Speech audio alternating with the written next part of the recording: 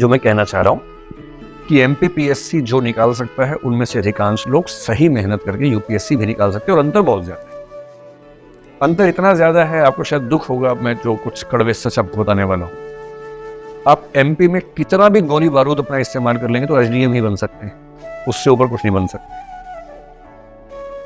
SDM बन के भी आप आईएएस बन जाएंगे, लेकिन एसडीएम से यानी एमपीपीएससी के अधिकारी बनने से आईएएस में एलिवेट होने का जो सफर है वो इतना लंबा है कि अक्सर उसमें 20 साल से ज्यादा लग जाते हैं।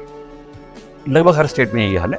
किसी किसी राज्य में 17-18 साल में हो रहा है, किसी में 22-24 में हो रहा है, किसी में 20 में हो रहा है। 20 साल 22 साल बाद आप आईएएस में एलिवेट होंगे, और उम्मीद है कि उस समय के आसपास आपको डीएम की पोस्ट या डीएम के इक्विवेलेंट कोई पोस्ट मिले। डीएम की आमतौर पर नहीं मिलती है, डीएम के बराबर पोस्ट, जैसे नगर निगम में कमिश्नर हो गए किसी जिले में जो डीएम के बराबर की पोस्ट है, या सचिवालय में आपको भेज दिया, जॉइंट सेक्रेटरी बना दिया किसी राज्य सचिवालय में। जॉइंट सेक्रेटरी का मतलब डीएम के बराबर की पोस्ट उसको माना जाता है।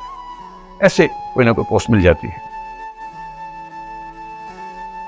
ज्यादा से ज्यादा आप जिस पद तक जा पाएंगे वो डीआईजी, मतलब पुलिस में जाएंगे तो डीआईजी मान लीजिए, और अगर इसमें जाएंगे एडमिनिस्ट्रेशन में तो कमिश्नर मान लीजिए। और आईएएस की कोई तुलना नहीं है भाई। पुलिस में डीएसपी बन के जो लोग गए किसी भी स्टेट में, मैं केवल एक व्यक्ति को जानता हूं जो आईजी रैंक तक पहुंचा, आईजी रैंक।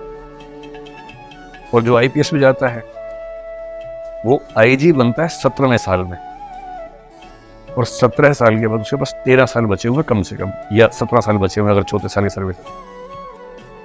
आईजी रहना पड़ता है करीब 10 साल तक, और वो इतना लंबा टेन्योर है कि स्टेट पीसीएस पर कोई आ भी जाए ना तो उसके पार तो नहीं ही जा सकता।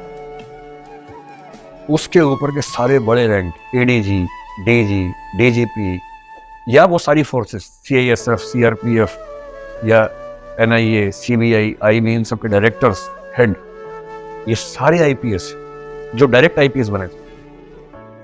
और जो डायरेक्ट आईएएस बनेगा स्टेट की अगर मैं बात करूं, आप एमपीपीएससी के एसडीएम के थ्रू अगर आईएएस में एलिवेट हो भी जाएंगे तो मैक्सिमम कमिश्नर रैंक है, और कमिश्नर का सिंपल मतलब है 13 से 17 साल वाली जॉब जो होती है आईएएस। उसके बाद रैंक आता है सेक्रेटरी का, राज्य में, केंद्र में जॉइंट सेक्रेटरी। उस रैंक से और उसके ऊपर के सारे रैंक्स पर जितने भी अधिकारी आपके राज्य में हैं वो सारे आईएएस हैं। तो मैं आपको डिस्करेज नहीं कर रहा, एमपीपीएससी बहुत बड़ी बात है बाकी नौकरियों की तुलना, टीचर की तुलना में, पटवारी की तुलना में, लेखपाल की तुलना में आप बहुत बड़ा काम कर रहे हैं कि एमपीपीएससी में जाके एसडीएम या डीएसपी कुछ बनेंगे। पर तुलना केवल उधर थोड़ा होती है, उधर भी तो होती है।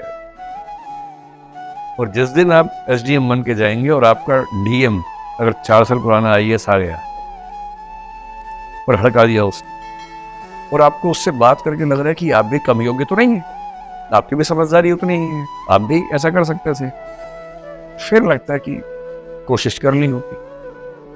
तो मेरा जो कहना है, अगर आप पीएससी की तैयारी कर रहे हैं तो पीएससी से आईएएस के सिलेबस को कवर करने के लिए 6 से 9 महीने एक्स्ट्रा टाइम देना पड़ता है।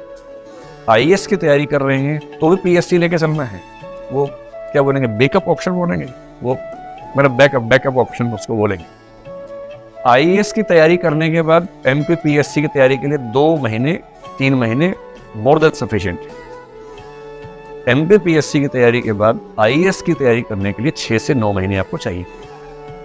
लेकिन कहते हैं ना कि सपना अगर देखना है तो फिर ठीक से देखना चाहिए।